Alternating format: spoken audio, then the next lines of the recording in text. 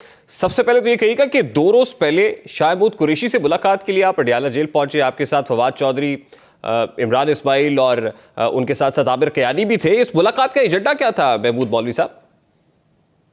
देखिए, एजेंडा उसके मुशावरत थी और बहुत सारी डिस्कशंस थी जो कि हम शाह साहब के साथ किया। हम 45 मिनट हम बैठे और बहुत सारी चीज़ों के इश्यूज़ के ऊपर और पॉलिटिकल सिनेरियो पे जो है डिस्कशंस थी, और कुछ चीज़ें ऐसी थी जो कि मैं इस वक्त मीडिया के ऊपर डिस्क्लोज नहीं करना चाहूँगा। देखिए, सियासी लोग जब इकट्ठे होते हैं तो यकीनन सियासी बातें होती हैं, और सियासत जिस तरह की हो रही है उसमें जोड़ तोड़ है, उसमें पंछी घोंसले बदल रहे हैं, लोग डिस्कस कर रहे हैं, तहरीक इंसाफ से आ रहे हैं, जा रहे हैं। तो ऐसी एनवायरनमेंट के अंदर आपका वहां पर मौजूद होना, और शाहमूद कुरैशी क्योंकि डिटेंशन में बहुत सारे लोग आ चुके हैं, अपने आप को डिस्कस कर चुके हैं, तो शाहमूद कुरैशी से ऐसे माहौल में मुलाकात करना ये तो बड़ी इंपॉर्टेंट है। मतलब इस लिहाज से किस कदर इंपॉर्टेंट थी और क्या बात हुई उसमें? देखिए, काफ़ी इंपॉर्टेंट बातें हुई है, मगर क्योंकि एज़ पर एग्रीमेंट जो है कि जब तक शाह साहब मतलब 2-3 दिन में जो है हम ये चीज़ें अनफोल्ड होंगी, तो जब तक चीज़ें अनफोल्ड होना शुरू नहीं होंगी तो उसके ऊपर मेरे कोई कमेंट करना नामुनासिब बात है। नहीं, लेकिन महमूद मौलवी साहब, आप लोगों का वहां पर पहुंचना अनयूजुअल इसलिए भी था कि फवाद चौधरी भी कह चुके थे कि वो सियासत से ब्रेक ले रहे हैं, आप भी ये कह रहे थे कि आप सियासत नहीं करेंगे, कोई और काम करेंगे, रिफाई काम करते रहेंगे, और बहुत सारे दोस्त ऐसे हैं पाकिस्तान तहरीक इंसाफ के जो कह रहे थे कि वो डिस्कस कर रहे हैं, वो टाइम आउट ले रहे हैं। तो अचानक मतलब 2 रोज के बाद ही, आपने हमारे प्रोग्राम में भी ये गुफ्तगू की थी कि आप सियासत नहीं करेंगे, तो ये 2 रोज बाद ही अचानक से क्या हुआ? वक्त बड़ा इंपॉर्टेंट है। देखें, जो भी हम चाहेंगे जो मुल्क के लिए बेहतर कर सके ना, वो तो करेंगे ही करेंगे, क्योंकि उसकी वजह यह है कि ये मुल्क है तो हम हैं। मेरे ख्याल से मुल्क के लिए अगर जान भी देनी होगी तो हम जान भी देंगे, तो ताकि जो बेहतरी के लिए हो। तो इसलिए अगर बहुत सारी चीज़ें ज़रूरत पड़ती है तो उसमें जाना पड़ता है। तो मुल्क के लिए सियासत को जारी रखने का फैसला किया आपने? देखिए, मैंने अभी तक फ़ैसला नहीं किया। इस वक्त जो है मैं बहुत सारी चीज़ों को देख रहा हूँ, क्योंकि आपको पता है कि मुल्क बड़े क्रिटिकल इस वक्त सिचुएशन में है, इकनॉमिकली, पॉलिटिकली। तो कोशिश कर रहे हैं कि इस टेम्परेचर को कहीं ना कहीं ला के सेटल किया जाए। इस टेम्परेचर को कैसे कम किया जा सकता है? जी बिल्कुल, कि उसकी वजह देखें ना, आप खुद देख रहे हैं इकनॉमिकल पॉलिटिकल हालात क्या हैं, देखें। और ये जो है इसको कहीं ना कहीं तो नीचे लेके आना है। उसकी वजह ये है कि एक बहुत बड़ा वैक्यूम क्रिएट हो रहा है। आप देखें, कुछ पार्टीज़ बनाने की बातें हो रही हैं, जहांगीर तरीन साहब भी बात कर रहे हैं, अलीम खान साहब भी बात कर रहे हैं, दूसरे लोग भी कर रहे हैं। तो मतलब बहुत एक चेंजेस आ रही हैं, एक सिनेरियो चेंज हो रहा है। आज आप देखें ना, उस्मान बुज़दार साहब ने इस्तीफ़ा दिया, जो कि वसीम अकरम प्लस कहलाते थे हमारी पार्टी में। जी, सवाल मेरा वही है ना सर कि इस टेम्परेचर को बिल्कुल कम होना चाहिए, लेकिन सवाल यह है कि इसको कैसे कम किया जा सकता है at this point in time? आपको क्या लगता है, क्या सोल्यूशन है इसका? देखिए, इस वक्त जो है काफ़ी मुशावरतें अलग अलग लोगों से हो रहे हैं, और बहुत से लोग मिल रहे हैं, मुलाकातें हो रहे हैं। आपने देखा होगा कल जरदारी साहब भी लाहौर में थे। तो इस वक्त कोई ना कोई देखें हल हो जाएगा इंशाल्लाह। मैं बहुत पुरुमीद हूँ कि मैक्सिमम 2 से 3 दिन के अंदर चीज़ें किसी सिमत में जाती हुई नज़र आएंगी। और वो सिमत क्या होगी, या आपके नज़दीक हल क्या है? देखिए, इसके इलेक्शंस तो इसका हल है ही है, बग़ैर इलेक्शंस के तो कोई हल है नहीं। उसकी वजह एक चीज़ तो तय है कि इसका जो है हल इलेक्शंस है, चाहे वो 3 महीने बाद हो, चाहे वो 4 महीने बाद हो, चाहे वो 6 महीने बाद हो, मगर बिना इलेक्शंस के तो ये हल नहीं होगा। नहीं, लेकिन जो हल आप तलाश कर रहे हैं, इलेक्शंस तो होने ही हैं, और लग भी रहा है कि अक्टूबर में इलेक्शंस हो जाएंगे, जो सूरत हाल दिख रही है, लेकिन आप इन द मीनवाइल क्या हल तलाश कर रहे हैं? देखिए, हल तलाश कर रहे हैं, ये हल है कि देखें, एक वैक्यूम जो क्रिएट हुआ है, ठीक है ना, उस वैक्यूम को कहीं ना कहीं तो फिल होना है ना। जैसे फवाद चौधरी साहब ने कहा कि हम जो है 25 करोड़ की आबादी को 2 पार्टीज़ के ऊपर तो नहीं छोड़ सकते ना कहीं जो है ये वैक्यूम भरेगा तो ज़रूर। नहीं, लेकिन अभी तो वैक्यूम नहीं है, अभी तो तहरीक इंसाफ मौजूद है, पार्टी चेयरमैन भी है। नहीं देखिए, वैक्यूम अगर देखें जब लोग छोड़ रहे हैं और कुछ आप खुद देखें ना, कितने लोगों ने इस्तीफे दे दिए, कितने लोग जो है अंडरग्राउंड हुए, क्योंकि 9 मई का वाक़या जो है ये वाकई में ऐसा वाक़या है जिसके ऊपर ये पूरा सिनेरियो चेंज हो गया। देखिए ना, ये 9 मई के वाक़े को अगर आप देखें तो आप इसको कुछ जितना भी माइल्ड लें, मगर it has damage the institution.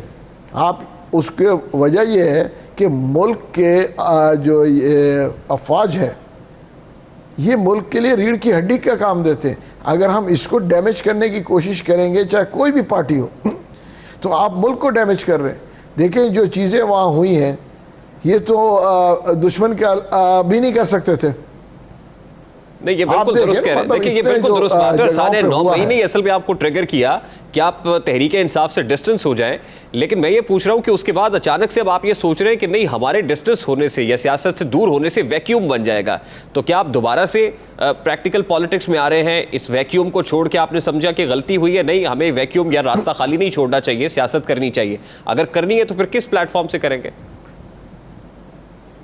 देखिए, अभी तक मैंने आपको कहा ना, मैंने कोई चीज़ डिसाइड नहीं किया है कि किस प्लेटफॉर्म से करेंगे। उसकी वजह यह है कि हर जगह मुशावरतें चल रही है। मैं ये भी कहूँगा, मुझे जो है पीपल्स पार्टी से भी मुझे ऑफ़र है, इसमें कोई शक नहीं है, ठीक है ना। मुझे दूसरी पार्टी से भी ऑफ़र है। तो ये देख रहे हैं कि देखें जो मुल्क के मफाद में हो, मुल्क के इंटरेस्ट में हो, तो वहीं पे आदमी देखेगा जो बेस्ट इंटरेस्ट ऑफ पाकिस्तान। आपके नज़दीक best interest of the country क्या है? देखिए, best interest of the country है कि एक तो स्टेबिलिटी आ जाए पॉलिटिशियंस के बीच में, और ये हम ये माइंडसेट चेंज कर दें कि जब हम हुकूमत में होते हैं हमारे अफवाज ठीक होते हैं, जैसे ही चाहे कोई भी पार्टी हो, जैसे ही हुकूमत से उतरते हैं हम जो है ब्लेम करना जाते हैं। सारी पार्टीज़ की बात कर रहा हूँ, हम ब्लेम करते हैं आर्म फोर्सेस को।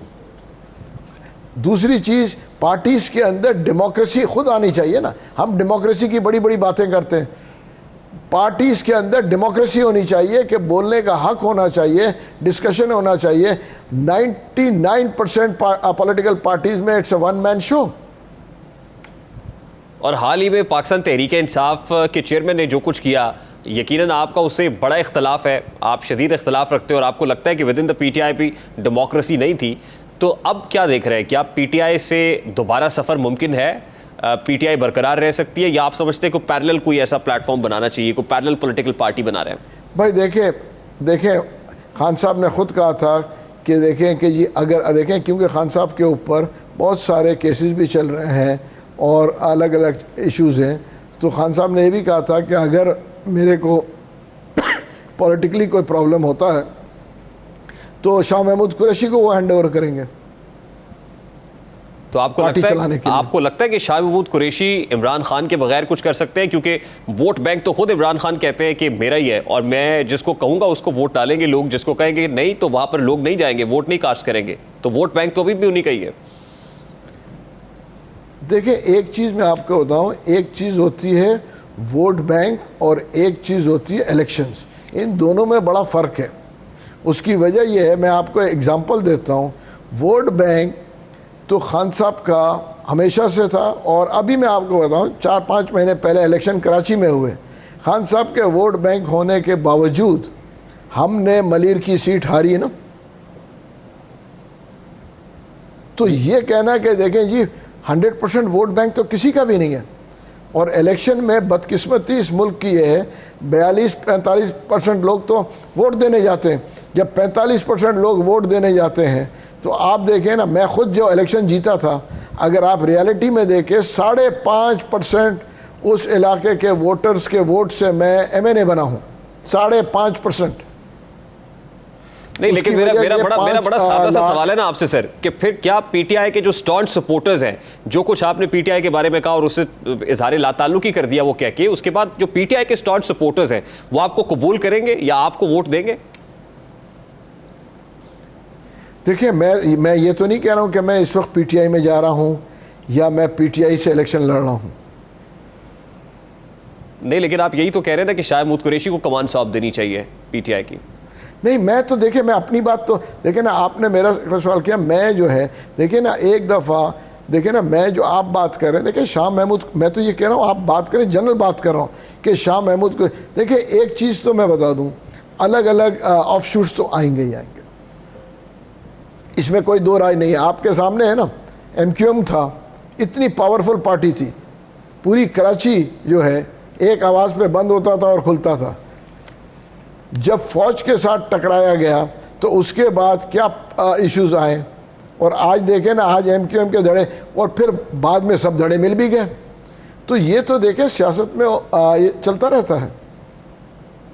चलिए महमूद मौलवी साहब, लास्टली एंड वेरी क्विकली, अगर शाह महमूद कुरैशी PTI को कमांड करता है तो ऐसी PTI आपको कबूल होगी? देखिए, मुझे अगर कबूल नहीं होगी, आवाम को तो कबूल होगी। और आवाम देखें ना, मेरे इंटरेस्ट में तो ये मुल्क है, मेरे जो है इलेक्शन लड़ना जो है बहुत ही इररेलेवेंट हो जाता है।